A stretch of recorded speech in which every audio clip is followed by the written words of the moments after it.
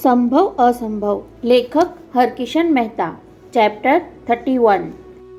પુત્રને જીવનદાન આપવા સ્વેચ્છાએ મૃત્યુને ભેટવા જઈ રહેલા અમરનાથ જરાય અસ્વસ્થ બનવા માંગતા ન હતા.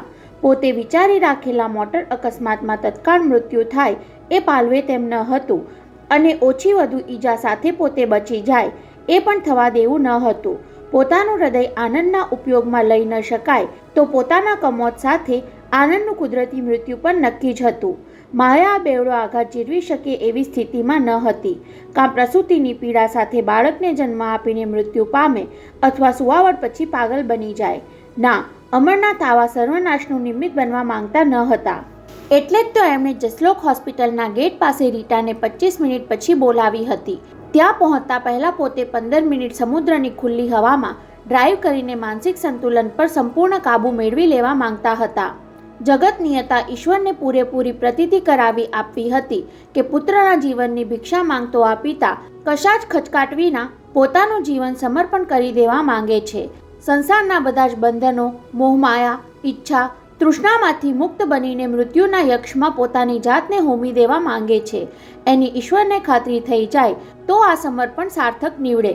સવારનો હૂંફાળો તડકો, સમુદ્રના ઉછળતા મોજા, સુસવાટા મારતો વૈશાખનો વાયરો અને જીવનની ઘટમાળામાં રચ્યા પચ્યા માણસોને નિર્લેપ નજરે નિહાળતા અમરનાથ મધ્યમ ગતિએ કારમાં આગળ વધી રહ્યા હતા.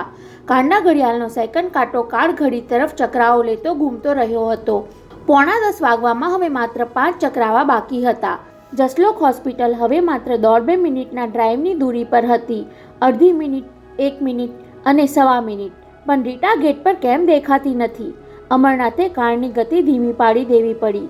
પોતે 3 મિનિટ વહેલા આવી ગયા હતા અથવા રીટા પહોંચવામાં મોડી પડી હતી. થાંભલા સાથે કારને ટકરાવવા માટેની ગતિ કાર ગુમાવી ચૂકી હતી. અમરનાથે તાબડતોબ ઈરાદો બદલી નાખવો પડ્યો. કાર હોસ્પિટલ વટાવી આગળ નીકળી ગઈ. 2 મિનિટમાં બીજું રાઉન્ડ લઈને પોતે ફરી ત્યાં આવી પહોંચશે અને રીટા રાહ જોતી ઊભી ન હોય તો પણ નક્કી કર્યા મુજબ કારને અફડાવી દેશે. એની અફર ગણતરી વિચારી લીધી. અમરનાથે મોટરની સ્પીડ વધારી. જસલોક હોસ્પિટલની ઊંચી ઇમારત દૂરથી દેખાવા લાગી. એમણે ઈશ્વરનું સ્મરણ કર્યું. રીટા દરવાજે આવીને ઊભી હોય તેવી પ્રાર્થના કરી. અકસ્માત વખતે હાજર હશે તો રીટા વિના વિલંબે પોતાને હોસ્પિટલમાં લઈ જશે અને પોલીસ કેસની પરવા કર્યા વિના દેવદત્ત તાબડતોબ હાર્ટ ટ્રાન્સપ્લાન્ટ ઓપરેશન કરી શકશે. વળાંક પૂરો થતાં આગળની ગાડીને ઓવરટેક કરી અમરનાથે ઢાળમાં મર્સિડીઝને પૂર ઝડપે દોડાવી. 1 ફલાંગનું અંતર બાકી રહ્યું ત્યારે કારને ફૂટપાથ તરફ સરકાવીને હોસ્પિટલના ગેટ સામેના વીજળીના થાંભલા પર દ્રષ્ટિ ફેંકી. ત્યાં તેમનું હૃદય ધબકારો ચૂકી ગયું. થાંભલા આસપાસ માણસો ટોળે વળ્યા હતા. અમરનાથના શરીરમાંથી ધ્રુજારી પસાર થઈ ગઈ. વીજળીની ઝડપે બ્રેક પર પગ દબાવ્યો. પહેલાં ધીમી અને પછી શરીરની સમગ્ર તાકાત પગમાં પ્રસરાવીને બ્રેક દાબી દીધી. ચીસ પાડતી કાર છેલ્લા 10-12 ફૂટ ઘસડાતી વાંકી ચૂકી થતી બરાબર વીજળીના થાંભલા સામે થંભી ગઈ. નજીક ઊભેલા 1-2 માણસોએ ભડકી જઈને જીવ બચાવવા છલાંગ મારી. કોઈકે ગાળો દીધી. પાછળ આવતી બીજી મોટર મર્સિડીઝ સાથે ટકરાતી માંડ બચી ગઈ. સ્તબ્ધ બની ગયેલા અમરનાથ ધડકતી છાતીએ ઊંડા શ્વાસ લેતા ઘડીભર આંખો મીચીને બેસી રહ્યા. હૃદય પર ભયાનક ભીસ અનુભવી. મહેરબાન, કોઈકે કારની બારીમાંથી હાથ લંબાવી એમને ખભેથી હલાવ્યા. ઉપકાર માનો ભગવાનનો કે ભયાનક અકસ્માતથી ઉગરી ગયા. હમણાં 2-4 માણસો કચડાઈ જાત. ત્યાં સુધીમાં અમરનાથની આંખો આંસુથી ઉભરાઈ આવી હતી. અરે, આ તો પેલા શેઠ! એમણે ઓળખી જઈને કોઈકે ટકોર કરી. જેના દીકરાનું હૃદય બદલવાનું છે તે. ત્યારે તો ભગવાને એમને અણીની ઘડીએ ઉગારી લીધા. ત્રીજા કોઈકે ઊંચા અવાજે સંભળાવ્યું, જાઓ, જલ્દી હોસ્પિટલ પહોંચી જાઓ. હમણાં જ એક બાઈને ત્યાં લઈ ગયા તમારા પુત્રને હૃદય આપવા. બાઈને? અચાનક જીવ પાછો આવ્યો હોય એ મેં બોલી ઉઠ્યા. કઈ બાઈને? એ તો ખબર નથી. કોઈએ પિસ્તોલની ગોળીથી એનું માથું વીંધી નાખ્યું. બચવાની આશા નથી. કોઈક બોલતું હતું કે બાઈનું હૃદય કાઢી લઈ બીજા દર્દીને જીવાડી શકાશે. અમરનાથનું મગજ ધમધમી ઉઠ્યું. ઝાટકા સાથે કારનો દરવાજો ઉઘાડીને વધુ પૂછપરછ કરવા રોકાયા વિના એમણે હોસ્પિટલ તરફ દોટ મૂકી. કમ્પાઉન્ડ ઓળંગી કાચનો દરવાજો હડસેલતા પાગલ માણસના જનૂનથી લિફ્ટ તરફ ધસી ગયા. લિફ્ટમેને સલામ કરી ત્યારે અમરનાથ પરસેવે રેબઝેબ થઈ ગયા હતા. હૃદય જોરશોરથી ધબકવા લાગ્યું હતું અને ઝબુક ઝબુક થતી વીજળીની જેમ મગજમાં વિચારો ઝબકતા હતા. 5 જ મિનિટના વિલંબમાં કેટલું બધું બદલાઈ ગયું. રીટા મોડી પડી ન હોત તો અત્યારે પોતે મૃત્યુના મુખમાં ધકેલાઈ ચૂક્યા હોત. કુદરતની ચાલ કેવી અકળ છે. પોતે સમર્પણની સંપૂર્ણ તૈયારી કરી નાખી ત્યારે એકાએક બાજી પલટાવી નાખી. પણ એ સ્ત્રી કોણ છે જેને ગોળી વાગી? ધોળે દિવસે આ રીતે ખૂન થાય એ માનવામાં આવતું નથી. એનું હૃદય આનંદને ટ્રાન્સફર કરે ત્યાં સુધી એ બાઈ જીવશે ખરી? ખૂનના કિસ્સામાં પોલીસ વચ્ચે નહીં આવે? સર, લિફ્ટમેને તેમને સજાગ કર્યા ત્યારે સમજાયું કે લિફ્ટ ઉપર પહોંચી ચૂકી હતી અને પોતે તર્ક વિતર્કમાં અટવાઈ ગયા હતા. ઝડપભેર બહાર નીકળ્યા ત્યાં એક નર્સ સામે મળી. સર, યુ નો કહીને ખબર આપવા જતી હતી, પણ અધીરા અમરનાથે તેને આગળ બોલવા દીધી નહીં. યસ યસ આઈ નો કહેતા એ સીધા માયાના રૂમ તરફ ધસી ગયા. ખબર સાંભળીને ભારે ધરપત અનુભવશે, પણ માયાનો રૂમ ખાલી હતો. પળભર તો માન્યું કે ઉતાવળમાં પોતે બીજા પેશન્ટના રૂમમાં ઘૂસી આવ્યા છે, પણ ના, ગઈકાલે પોતે હોસ્પિટલમાં કોટ ભૂલી ગયા હતા. એ માયાના ખાલી બેડ પાસે હેંગરમાં લટકતો હતો. તો પછી માયા ક્યાં? હાંફતા શ્વાસે બહાર નીકળતા હતા ત્યાં માયા માટે રાખેલી નર્સ સામે આવતી દેખાઈ. Miss Fanny, where is she? Sir, માયાદેવીને લેબર રૂમમાં લઈ જવા પડ્યા. અચાનક પ્રસૂતિનો દુખાવો ઉપડ્યો. કદાચ ઓપરેશન કરીને ડિલિવરી કરાવવી પડશે, કહેતી નર્સે રૂમમાં દાખલ થતાં ઉમેર્યું. આપને ખબર આપવા ઘેર ફોન જોડ્યો હતો, પણ આપ અહીં આવવા નીકળી ગયેલા. ત્યાં બીજી બાજુ અણધારી દુર્ઘટના બની ગઈ. પણ નર્સનું છેલ્લું વાક્ય સાંભળવા જેટલી અમરનાથની ધીરજ ક્યાં હતી? એક તરફ આનંદનું હાર્ટ બદલવાના સંજોગો ઊભા થયા હતા ત્યારે જ માયાને પ્રસૂતિની પીડા ઉપડી. કોને ખબર કુદરત શું કરવા ધારે છે?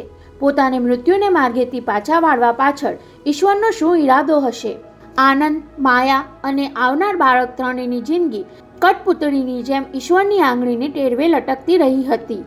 બાવરા બનીને માયાના ખબર પૂછવા લિફ્ટ તરફ દોડતા અમરનાથ અધ વચ્ચે જ અટકી ગયા. ના, પહેલાં દેવદત્તને મળી લઉં. પેલી બાયનું હાર્ટ આનંદને આપી શકાય કે નહીં એ જાણી લઉં.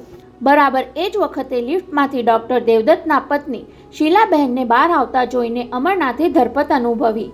નોકરાણી બાઈનો ટેકો લઈને લથડતી ચાલે છતાં ઉતાવળા પગલે આવી રહેલા શીલાબહેનની સામે જતા અમરનાથે અધીરા અવાજે કહ્યું, સારું થયું તમે આવી પહોંચ્યા શીલા ભાભી.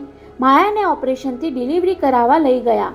તમે એનું ધ્યાન રાખો. હું અને રીટા આનંદની પાસે રહીશું. જવાબને બદલે શીલા ભાભીના હોઠ થરથર કાંપતા દેખાયા. આંખોમાં આંસુ છલકાઈ આવ્યા. ચક્કર આવી ગયા હોય તેમે લથડિયું ખાતા હતા ત્યાં અમરનાથે એમને પકડી લીધા.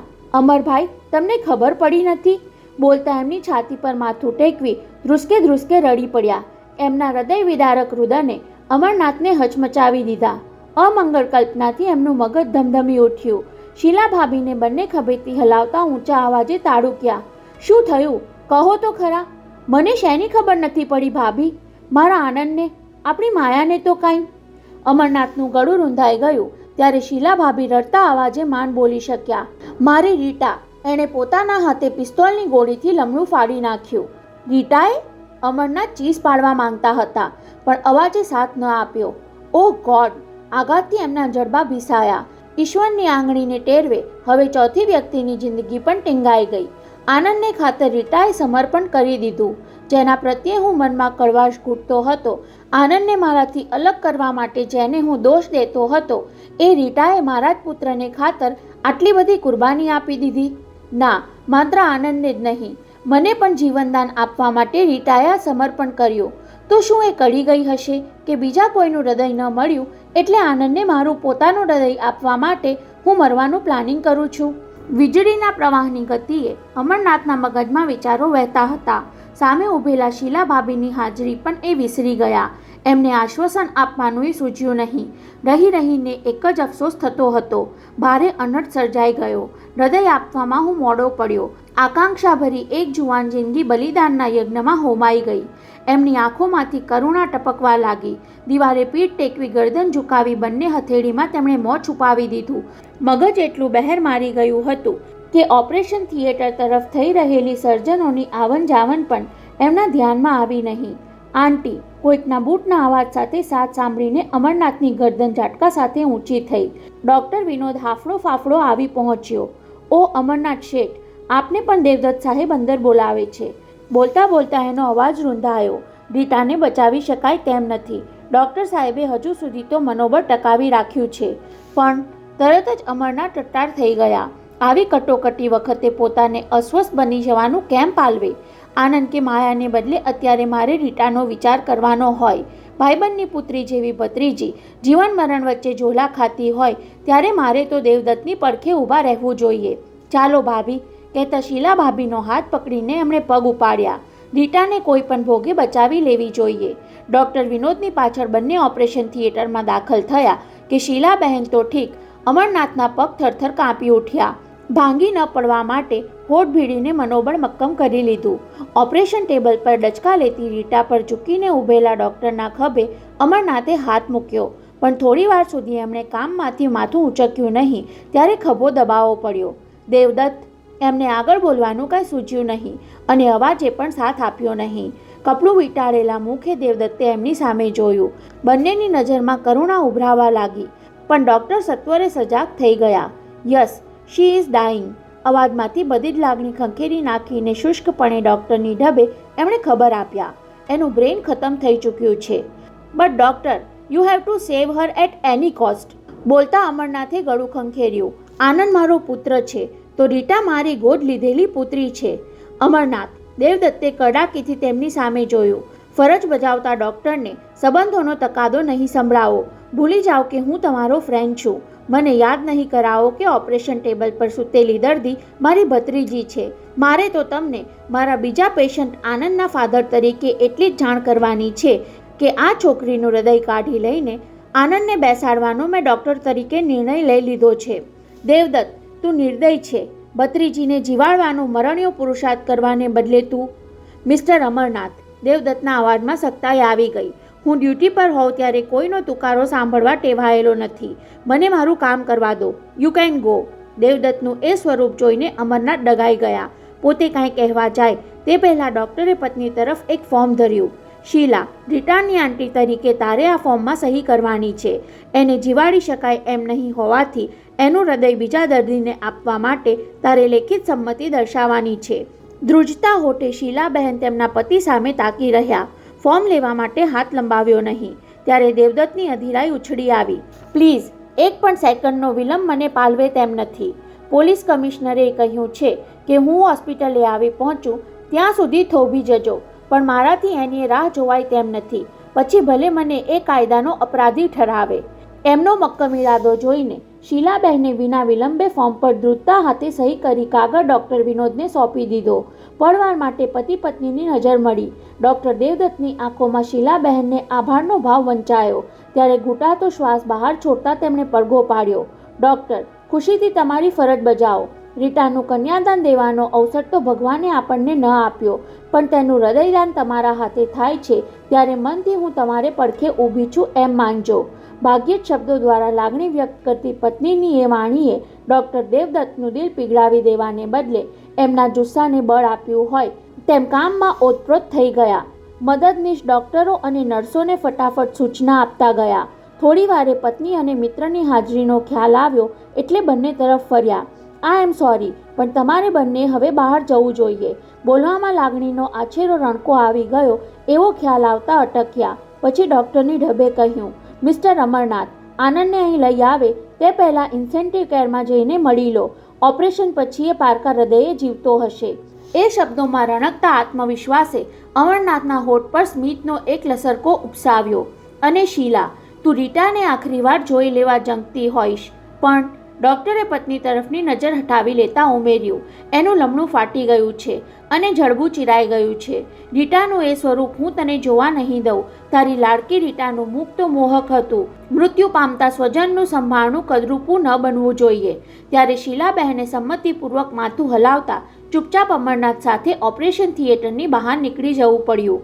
માનવીના જીવનમાં કોઈક દિવસ એવો ઉગે છે જ્યારે હર્ષ, શોક, આશા, હતાશા અને સુખ દુઃખ જોડિયા સંતાનોની જેમ તેના મનમાં એક સાથે જન્મ પામે.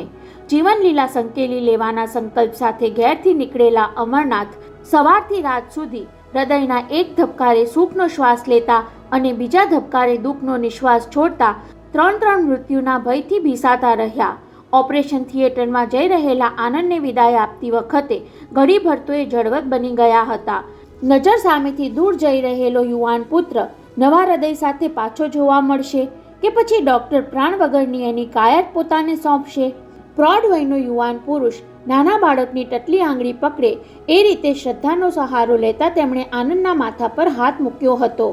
કહેવાનું તો ઘણું બધું છે માય સન. લાગણીના વજનનો ભાર એમના શબ્દોમાં વર્તાતો હતો. 26 વર્ષના આપણા સહવાસમાં તારા માત્ર 60 દિવસના વિયોગે મારી જિંદગીને સહારાના રણ જેવી શુષ્ક બનાવી દીધી હતી. તારા વગરનું જીવન હું કલ્પી શકતો નથી આનંદ. હવે એ બધું કહેવાનું શું અર્થ છે ડેડી?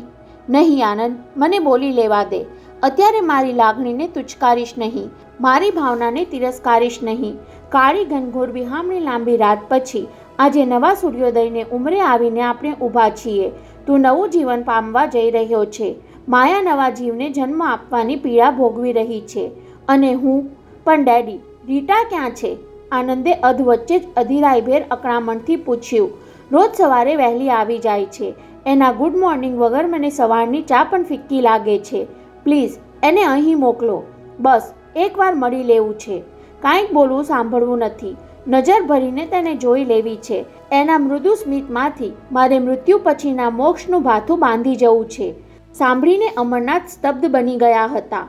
નહીં ડેડી, રીટા તમે માનો છો એવી નથી. આનંદે શ્વાસ ખાતા રોકાઈને ઉમેર્યું હતું. ઓપરેશન થિયેટરમાં જતાં પહેલાં મારે એની પાસેથી ગીતાના એ શ્લોક સાંભળવા છે, જેમાં ભગવાન શ્રી કૃષ્ણે પોતાના શરણમાં આવનારને આદેશ આપ્યો છે કે બધા પૂર્વગ્રહ અને પરિગ્રહ ત્યજીને તું આવીશ તો મારા હાથ લંબાવીને હું તારો સ્વીકાર કરીશ. આ બોલતી વખતે આનંદના ચહેરા પર અમરનાથને તેજ વર્તુળ દેખાયું. પૂર્વગ્રહથી મુક્ત બનવાની આનંદની વાણીએ એમને હુંફાળું સુખ આપ્યું હતું.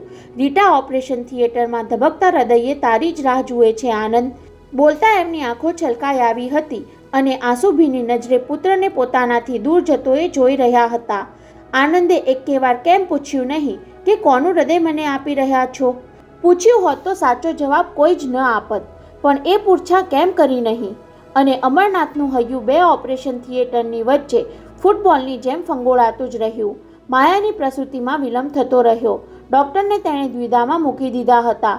મને જીવાડવા ખાતર પેટ ચીરીને બાળકને ન બચાવવાની પેરવી કરતા હો તો યાદ રાખજો, મને જીવતી નહીં જુઓ. ઓપરેશનથી પ્રસૂતિ કરવી હોય તો આનંદના સંતાનને જીવાડવા માટે કરજો. આનંદની માની જેમ હું મારા પરિવારને સંતાન આપીને હસતી હસતી પરલોક સીધાવી જઈશ. એની વાતને ધ્યાનમાં નહીં લેતા પણ ડૉક્ટરોને કેસ ગૂંચવણભર્યો લાગવા માંડ્યો.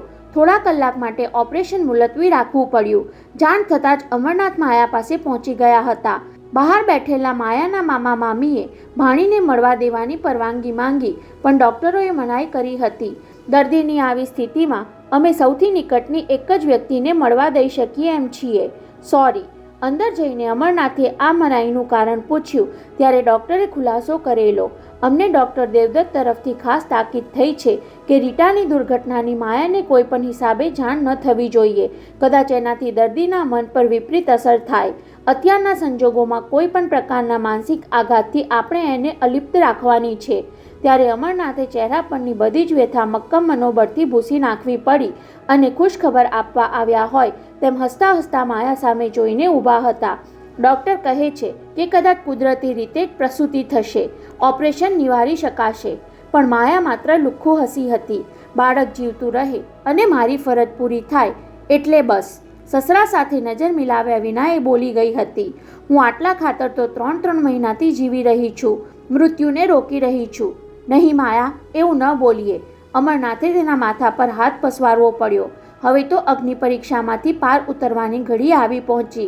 આનંદનું હાર્ટ ટ્રાન્સપ્લાન્ટ ચાલુ થઈ ગયું. આપણે સૌ આશા ગુમાવી બેઠા હતા ત્યારે જ ઈશ્વરે કૃપા વરસાવી. ડૉક્ટર દેવદત્ત તો મને વચન આપી ચૂક્યા છે કે મારા આ બીજા કેસમાં પહેલાં કરતાંય મને વધુ જશ મળવાનો. માયાની નિસ્તેજ આંખોમાં આછેરી ચમક ઉપસતી જોઈને અમરનાથે રાહત અનુભવી. ત્યાં કંઈક જુદું જ સાંભળવા મળ્યું. મૃત્યુ સમયે માનવીએ વ્યક્ત કરેલી ઈચ્છા તૃપ્ત ન થાય તો એના આત્માને સદગતિ સાંપડતી નથી. અત્યાર સુધી તમે કદાચ એમાં માનતા ન હતા, પણ હવે એનો પરચો મળી ગયો છે.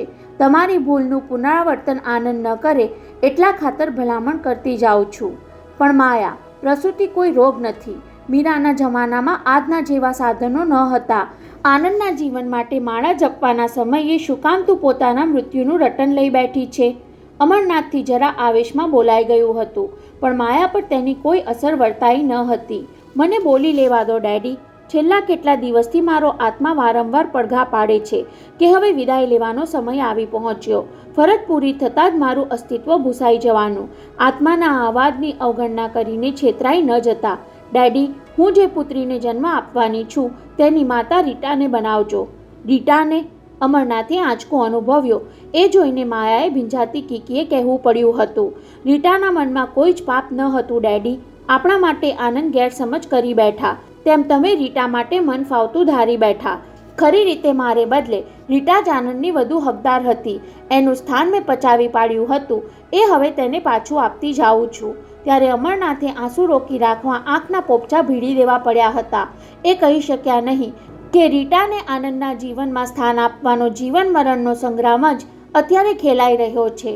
માયાની અંતિમ ઈચ્છા પૂરી કરવાનું વચન આપતા હોય તેમ પુત્રવધૂના માથા પર હાથ મૂકી એ વિદાય લેતા હતા, ત્યાં માયાએ શ્રદ્ધાભરી દ્રષ્ટિથી સસુરના છેલ્લા દર્શન કરી લેવાની ઢબે કહી દીધું હતું, આનંદને ખબર છે કે મેં પુત્રીનું નામ મીરા પાડ્યું છે. ત્યારે અમરનાથ ચોંકીને તેની સામે તાકી રહેલા. આનંદની માતાનું જ નામ ફરી તેની પુત્રીને આપવા પાછળ માયાનો શો સંકેત હશે, પણ એના પર વધુ વિચાર કરવાની જરૂર લાગી ન હતી. અમારા પરિવારની પરંપરા પ્રમાણે તો માયાને પુત્ર જ અવતરવાનો. બપોર સુધીમાં રીટાના બલિદાન અને આનંદના હૃદયરોગના સમાચારે શહેરભરમાં સનસનાટી ફેલાવી દીધી હતી. જસલોક હોસ્પિટલ પાસેથી પસાર થનાર માણસ ઘડીવાર ત્યાં ઊભો રહ્યા વિના આગળ વધી શકતો નહીં. હજારો લાખો અજાણ્યા નાગરિકો જાણે એકાએક આનંદના સ્વજન બની ગયા હોય તેમ તેના જીવન માટે આશા વાગોળી લેતા, એના ખબર જાણવા આતુર બની જતા. છાપાવાળા ઝીણી ઝીણી બાતમી મેળવવા માટે ખજાનો પ્રાપ્ત કરવા જેટલી તપ્તરતાથી સંઘર્ષ ખેડી રહ્યા હતા. ઇન્ડિયા સ્ટીમ નેવિગેશન કંપનીનો સમગ્ર સ્ટાફ ઉચક જીવે હોસ્પિટલના ચોગાનમાં ચક્રાઓ લેતો હતો. નિકટના સગા સંબંધીઓ સિવાય કોઈ અમરનાથ સુધી પહોંચવા પામતું ન હતું. નરોત્તમ શેઠ, તેના પુત્ર અતુલ અને જાપાની પુત્રવધુ સાથે અમરનાથની પડકે ઊભા રહેવા આવી પહોંચ્યા હતા. ડૉક્ટર દેવદત્તે પાર પાડેલા હૃદયરોગના પ્રથમ પ્રયોગવાળા સનાતન અને તેની પત્ની સુરભીને લઈને ચંદનબેન પહોંચી ગયા હતા. મોટા ભાઈ, જરાય હિંમત હારતા નહીં. સનાતનની છાતીમાં તમારા બનેવીનું હૃદય બરાબર ધબકે છે. 6 મહિનામાં તો હાલતો ચાલતો થઈ ગયેલો અને અત્યારે તમારી સામે સાચો સારો બેઠો છે ને. સનાતનની હાજરીએ સાચે જ અમરનાથની શ્રદ્ધાને ખડક જેવી દ્રઢ બનાવી હતી. રીટાનું દુર્લભ બલિદાન, દેવદત્તનો પ્રબળ પુરુષાર્થ, માયાનું અખંડ સૌભાગ્ય અને મારો પ્રચંડ પુત્ર પ્રેમ, આ બધાનો સરવાળો આનંદને જીવનદાન આપવા માટે અસમર્થ નીવડે તો ઈશ્વર પ્રત્યેની માનવીની આસ્થા જ અંત પામી જાય ને. અને સૂર્યાસ્ત થયો. ઓપરેશન થિયેટરના બારણા વારંવાર ઉઘાડ બંધ થતા ગયા. ગંભીર ચહેરે ડૉક્ટરો બહાર નીકળતા રહ્યા. નર્સો દોડધામ કરતી રહી અને ઓપરેશન ચાલુ હોવાનો સંકેત દર્શાવતી દરવાજા પરની લાલ બત્તી પણ બુજાઈ ગઈ. અમરનાથે ધડકતી છાતી પર હાથ દાબી દેવો પડ્યો. અગ્નિ પરીક્ષાની ઘડી આવી પહોંચી હતી. મગજ પર ભયના હથોડા પડવા લાગ્યા. નસોમાં વહેતું લોહી ફૂફાડા મારવા લાગ્યું. શ્વાસ લેવાનું ભૂલી જવાય તેમ હૃદય ધબકારા ચૂકી જવા લાગ્યું અને શરીરના ગાત્રો શિથિલ બની ગયા.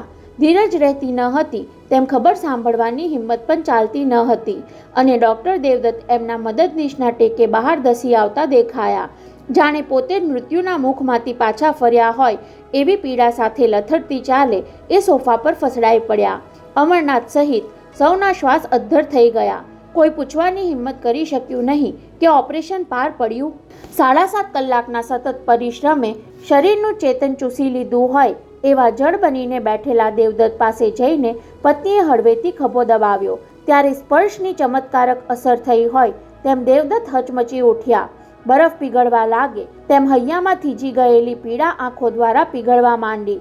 ગાલ પરથી દડી જતા એમના આંસુ અમરનાથના હૃદય પર ડામ ચાપતા ગયા. ખલાસ, ખેલ ખતમ થઈ ગયો. અગ્નિ પરીક્ષામાં બધું જ ભસ્મીભૂત થઈ ગયું. આનંદની જીત જીતી ગઈ. પિતા મટી જવાનું બહુ વસમું લાગ્યું એમને, પણ હવે મિત્ર મટી જવાનું પાલવે તેમ ન હતું. પિતાનો ધર્મ બજાવી ચૂક્યા, હવે મિત્ર ધર્મ ચૂકવો ન હતો. હતી એટલી બધી શક્તિ સંકોરીને ઊભા થયા. ડૉક્ટર દેવદત્તની બાજુમાં જઈને બેઠા. ઠંડો પડી ગયેલો એમનો હાથ પકડ્યો. સુજિયાએ શબ્દો કહ્યા, you have done your best my friend. સગો પણ ન કરી શકે એટલું બધું દૈવતે મારા આનંદને બચાવવા કામે લગાડ્યું. છતાં આપણા પ્રારબ્ધને સુખદ પરિણામ મંજૂર ન હતું. વિધાતાને આનંદનું મૃત્યુ જ મંજૂર. ત્યાં જ દેવદત્તનું સ્વરૂપ પલટાઈ ગયું. પાગલ માણસની જેમ એમણે ત્રાડ પાડી. અમર, હું ડૉક્ટર મટી ગયો. રીટાના અંકલ તરીકે મને 2 આંસુ પણ નહીં પાડવા દે. કોણે કહ્યું કે આપણા પુરુષાર્થનું સુખદ પરિણામ નથી આવ્યું? રીટાનું હૃદય આનંદની છાતીમાં ધબકી રહ્યું છે અને ધબકતું રહેશે. ઘનઘોર અંધકાર વચ્ચે જાણે વીજળી ઝબકી ગઈ હોય તેમ અમરનાથનું હૃદય ઉછળી પડ્યું. ભાવાવેશમાં એમણે દેવદત્તનો હાથ ચૂમી લીધો. ધગધગતા આંસુથી એની હથેળી ભીંજવી દીધી. અમર, ડૉક્ટર દેવદત્તે બુસ્કોટના ખિસ્સામાંથી એક પરબીડિયું કાઢીને તેના હાથમાં ધર્યું. રીટાના કપડામાંથી આ પત્ર મળ્યો. તારા નામનો છે. અમરનાથના આંસુ વરાળ થઈ ગયા. ધ્રુજતા હાથે કવર ફાડ્યું. ધબકતા હૈયે અંદરથી કાગળ કાઢ્યો અને બહાવરી આંખે લખાણ વાંચવા માંડ્યું. માય ડિયર બોસ, રાત્રે અંકલે મને બધી જ વાત કરી દીધી. તમારો અને માયાનો સંબંધ દેહનો નહીં પણ આત્માનો હતો. પહેલાં તો અસંભવ લાગ્યું, પણ અંકલ જેવા સિદ્ધ હસ્ત સર્જને માયાને મીરાના સ્વરૂપે બોલતી સાંભળી હોય ત્યારે આશંકા કરવાનું પાપ મારાથી કેમ થાય? પાપ તો મારા હાથે થઈ ચૂક્યું છે. જાણીએ અજાણીએ આનંદના મનમાં વહેમનું બીજ મેં રોપ્યું હતું. એના પરિણામે આજે આનંદ મૃત્યુના આરે આવીને સૂતો છે. ગઈકાલે સાંજે એક બાપે તમને પુત્રને માટે સર્વસ્વ હોમી દેવાનો ઉપદેશ સંભળાવ્યો. તે તમારા કરતાં વધુ મને કામ લાગ્યો. બાજી ગુમાવી બેઠાની તમારી હતાશા હું કળી ગઈ હતી. પુત્રને ખાતર બલિદાન આપી દેવાનો સંકલ્પ મેં ત્યારે જ તમારી આંખોમાં વાંચી લીધો હતો. તમે ઘેર ચાલ્યા ગયા અને હું હોસ્પિટલમાં ઉપર પહોંચી. જતાં જ તમારા કોટ પર મારી નજર પડી. સંભાળીને મૂકી દેવા માટે મેં કોટ ઉંચક્યો અને મારા હાથને તમારી પિસ્તોલનો સ્પર્શ થયો. પિસ્તોલ મેં મારી પર્સમાં સરકાવી દીધી. પહેલો વિચાર તો તમને પિસ્તોલથી દૂર રાખવાનો જાગ્યો હતો, પણ ધીમે ધીમે મનમાં એક નવો તર્ક આકાર પામવા લાગ્યો. શું કામ હું જ એનો ઉપયોગ ન કરું? આનંદને રોજ ગીતા સંભળાવતા મારા મનમાં મૃત્યુનો ભય તો રહ્યો જ ન હતો. પિતા પુત્રને અલગ કરવામાં નિમિત્ત બનવા માટે હૃદય તો ડંખતું જ હતું. તેમાંથી મને આ માર્ગ સૂઝ્યો. આટલા દિવસ સુધી આ ઉપાય કેમ ન સૂઝ્યો એનો અફસોસ ઘૂંટાતો રહ્યો અને તેમાંથી જન્મ પામ્યો આ ઈરાદો. આનંદને હૃદય આપીને સદાને માટે તેનામાં સમાઈ જવાનો આવો અવસર શું કામ ગુમાવવો? યાદ છે મેં તમને કહ્યું હતું, મારા નસીબમાં બીજ વળને વરવાનું લખાયું છે. હૃદયથી સ્ત્રી પુરુષ એકબીજાના જીવનસાથી બને છે, પણ હું તો સાચા અર્થમાં હૃદય આપી દઈને આનંદની આવરદાની સાથી બની શકું એમ છું. પ્રેમ ભાવે અર્પણ કરેલું તો પરમેશ્વર પણ સ્વીકારે છે, તો આનંદ મારા હૃદયનો અસ્વીકાર કરી જ કેમ શકે? માયાને કહેજો કે તારા સૌભાગ્યમાં હું એટલો ભાગ પડાવું છું. આનંદના હૃદયને ઠેસ ન લાગે એટલા ખાતર પણ સંજોગો વશાત આટલું સમાધાન કરી લે. Good bye boss. રીટા. હમણાં જ તમારો ફોન આવ્યો. તમે મને હોસ્પિટલના ગેટ પર ઊભા રહેવા કહ્યું. મેં હા પાડી દીધી. અત્યારે કાકીમાં પૂજામાં બેઠા છે, અંકલ બાથરૂમમાં અને હું તમારી પિસ્તોલ. પત્ર પૂરો થયો. અમરનાથને કાંઈ બોલવાનું સૂઝ્યું નહીં. સૂઝ્યું ત્યારે બોલવાનો મોકો મળ્યો નહીં. ડૉક્ટર દેવદત્તના આસિસ્ટન્ટ વિનોદ અચાનક આવી ચડ્યા. Sir, it is miracle. પેશન્ટે પારકું હૃદય સ્વીકારી લીધું દેખાય છે. આટલો જલ્દી આવો ચમત્કાર સમજમાં આવતો નથી. અને ડૉક્ટર દેવદત્ત સહિત સૌના ચહેરા પર શરદ પૂનમના ચંદ્રમા જેવું તેજ રેલાવા લાગ્યું. ડૉક્ટર જાણતા હતા કે સાચું પરિણામ જાણવા માટે 6 મહિના રાહ જોવી પડશે, પણ એમને હવે એટલી શ્રદ્ધા બેસી ગઈ કે રીટાનું સમર્પણ વ્યર્થ નહીં જાય. એ શ્રદ્ધાનો રણકો ઇન્ટરકોમ ફોનની ઘંટડીમાં પણ સંભળાયો. સ્વસ્થ ચિત્તે ડૉક્ટર દેવદત્તે રિસીવર ઉંચક્યું. યસ કહીને સંદેશો સાંભળવા લાગ્યા. ચહેરા પર સૂર્યોદયના કોમળ કિરણ જેવો કૂણો પ્રકાશ પ્રસરી ગયો. થેન્ક ગોડ કહીને રિસીવર મૂકી સૌને ખુશખબર સંભળાવ્યા. અમરનાથ, તમે દાદા બની ગયા. તમારા ઘરમાં લક્ષ્મીના પગલાં થયા. માયાએ નિર્વિઘ્ને પુત્રીને જન્મ આપ્યો. પુત્રી. અમરનાથ ચોંક્યા. ત્યારે તો માયાની ભવિષ્યવાણી સાચી પડી. બોલતા બોલતા એ અટકી ગયા. તો પછી પુત્રીને જન્મ આપીને વિદાય લેવાની એની વાણી પણ સાચી પડશે. હર્ષ અને ચિંતાની મિશ્ર લાગણી અનુભવતા એ ઊભા થયા. હું માયાની ખબર કાઢી આવું. માયાની ખબર પૂછવાનું બહાનું રહેવા દે અમર. ડૉક્ટરે મહેણું સંભળાવતા ધરપત આપી. માં દીકરી બંનેની તબિયત સારી છે, બાકી પૌત્રીને જોવાની અધીરાઈ જાગી હોય તો પધારો. હૃદયને ભીજતો પીડાનો પર્વત પરમાત્માએ માત્ર ટચલી આંગળીથી ઉચકી લઈને અસંભવ લાગતું બધું જ સંભવ બનાવી દીધું હોય એનો સાક્ષાત્કાર અમરનાથે અનુભવ્યો. અસીમ ઉપકારના ભારથી ઘડીભર આંખોની પાપણ બેડીને એમણે પ્રભુ સ્મરણમાં ચિત્ત પરોવ્યું. શિયાળુ પવનમાં મંદિરની ધજા હરખ-ઘેલા હૈયાની જેમ ફરફરતી હતી. સમગ્ર વાતાવરણ આરતીના શંખનાદથી ગૂંજતું હતું.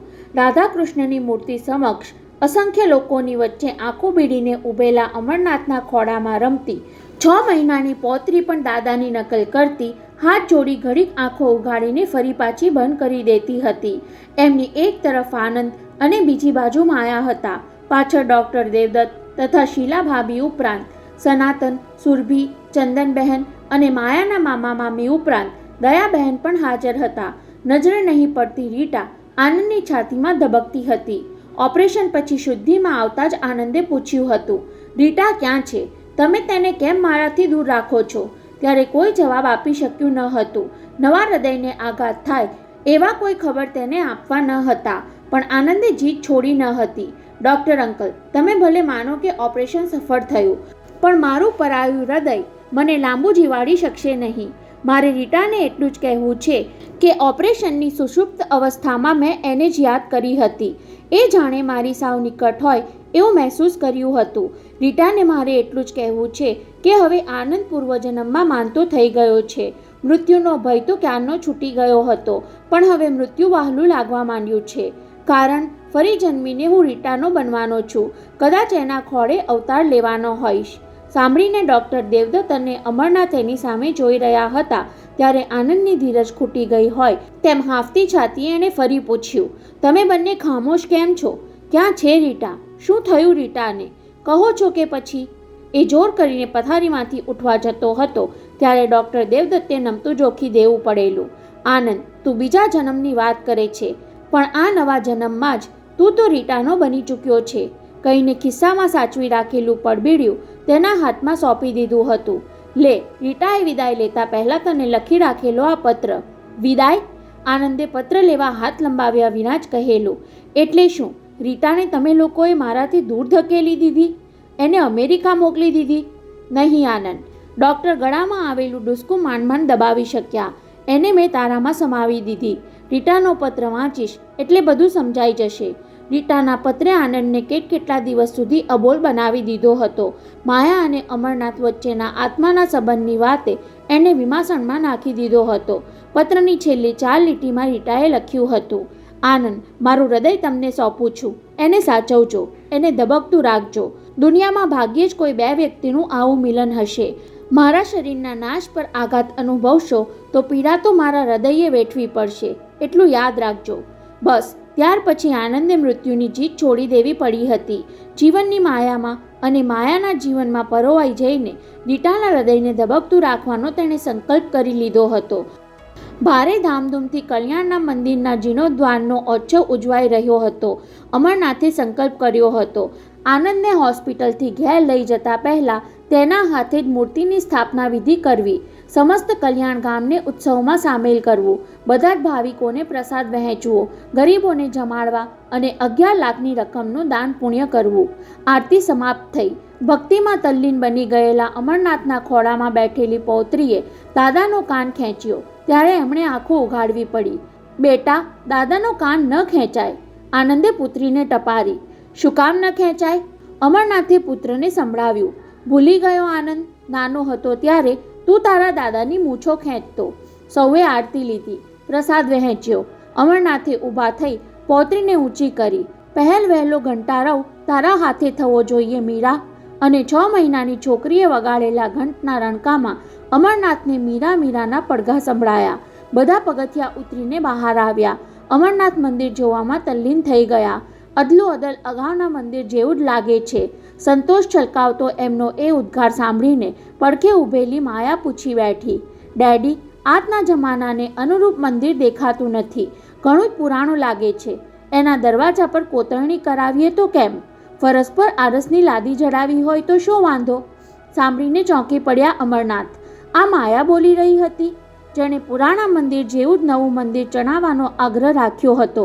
પોતે જ તેની ડિઝાઇન ચિત્રી આપી હતી. એ માયા એકાએક આટલી બધી બદલાઈ કેમ ગઈ? થોડીવાર અચરજભરી નજરે એ માયાને તાકી રહ્યા. ત્યાં અચાનક મગજમાં ઝબકારો થયો. શું માયાના આત્મા પરથી મીરાનો પ્રભાવ ઓસરી ગયો? છેલ્લા 6 મહિનામાં માયાની બોલચાલ કે વર્તન વ્યવહારમાં મીરાનો કોઈ જ અણસાર જોવા મળતો ન હતો. તેનું સુખદ આશ્ચર્ય પોતે વાગોળતા રહ્યા હતા. પણ આજે તો પુરાવો મળી ગયો કે માયા હવે સંપૂર્ણપણે માયા બની ચૂકી છે. પોતાની પુત્રવધૂનું સ્થાન તેણે સંભાળી લીધું છે. બરાબર એ જ વખતે છાતીને ઉચકેલી નાનકડી મીરાએ ફરી એમનો કાન ખેંચ્યો. ચમકીને અમરનાથે તેની ટચુકડી કીકીઓમાં જોયું તો 6 મહિનાની એ છોકરી તેને જાણે સંકેતમાં સમજાવતી હોય એવો ભાસ થયો કે હવે મારામાં માયા પરોવો, હું જ તમારી મીરા છું. સમાપ્ત. દોસ્તો, હરકિશન મહેતા લિખિત સંભવ અસંભવ બુકનું અહીં સમાપન થાય છે. આશા છે તમને મજા આવી હશે. હરકિશન મહેતા લિખિત જળ ચેતન, મુક્તિબંધન, ભેદભરમ અને ભાગ્ય સૌભાગ્ય તથા અશ્વિની ભટ્ટ, હરીન્દ્ર દવે, કનૈયાલાલ મુનશી, ગુણવંતરાય આચાર્ય અને ધૂમકેતુ દ્વારા લખાયેલી બાકી બીજી જેટલી ઓડિયો બુક્સ અમે મૂકી તેને તમે સૌ મિત્રોએ ભરપૂર પ્રેમ આપ્યો છે. હરકિશન મહેતાની બીજી કઈ બુકને તમે ઓડિયો સ્વરૂપે સાંભળવાનું પસંદ કરશો તેના માટે કમેન્ટ કરતા રહેજો. જે બુક માટે વધારે કમેન્ટ હશે તેને અમે ઓડિયો સ્વરૂપે લાવવા થોડા જ સમયમાં પ્રયત્ન કરીશું. અમારો ગુજરાતી સાહિત્ય માટેનો આ પ્રયાસ તમને ગમતો હોય તો અમારી ચેનલને લોકો સુધી પહોંચાડવા માટે વધારે ને વધારે શેર કરતા રહેજો.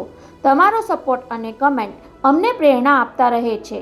બસ તો હંમેશા જોડાયેલા રહો ઓડિયો બુક ગુજરાતી સાથે. આવજો.